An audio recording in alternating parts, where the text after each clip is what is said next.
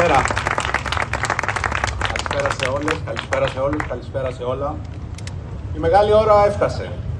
Πριν από περίπου 2 μήνες, όταν ξεκίνησε ο αγώνας για τις ευρωεκλογές της 9ης Ιούνιου, φαινόταν ένας αγώνας άνισος και δύσκολος.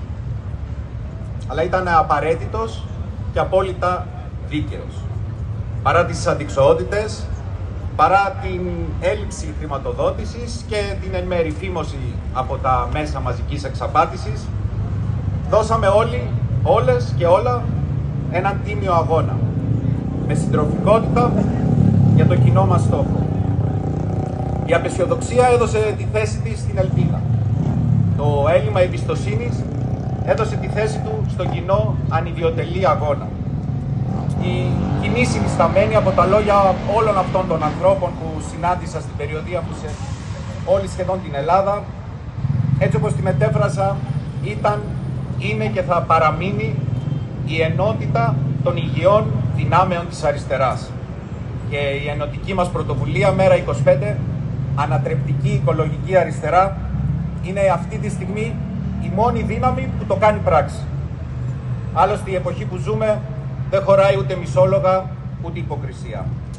Η αποχή ή η αδιαφορία, τη δεδομένη χρονική στιγμή δεν αποτελούν λύσεις, αλλά είναι επιλογές εντελώς αυτοκαταστροφικές για την κοινωνία. Ο κίνδυνος της ανόδου της ακροδεξιάς σε ολόκληρη την Ευρώπη είναι υπαρκτός και χρειάζεται την κοινή μας και πολύ δυνατή αντίσταση. Με ενότητα, αλληλεγγύη, μπορούμε να βάλουμε ένα φρένο σε όλη αυτή την απειλή. Με ξεκάθαρες προτάσεις, με νέα πρόσωπα, μπορούμε να βάλουμε τις βάσεις για ένα καλύτερο μέλλον για όλα μας. Αντί κλεισίματος, θα ήθελα να σας διαβάσω ένα ποίημα από τα συλλογή ποιημάτων της Παλαιστινιακής Αντίστασης που χρονολογείται το 1977. Ο τίτλος είναι «Οργή». Μαυρίσανε τα κρίνα της καρδιάς μου. Κηθήκαν φλόγες από τα χείλια μου. Ποια ζούγκλα, ποια κόλαση σας ξέρασε της πείνας δαιμόνια. Στη θλίψη μου οργίστηκα υποταγή. Έσφιξα το χέρι στην εξορία και στην πείνα. Οργή το χέρι μου, οργή το στόμα μου. Οργή είναι το αίμα στις φλέβες μου. Μην περιμένετε από μένα λυρικούς ψιθύρους. Πρέπει να είναι άγρια τα λουλούδια στην παντοδύναμη ζούγκλα.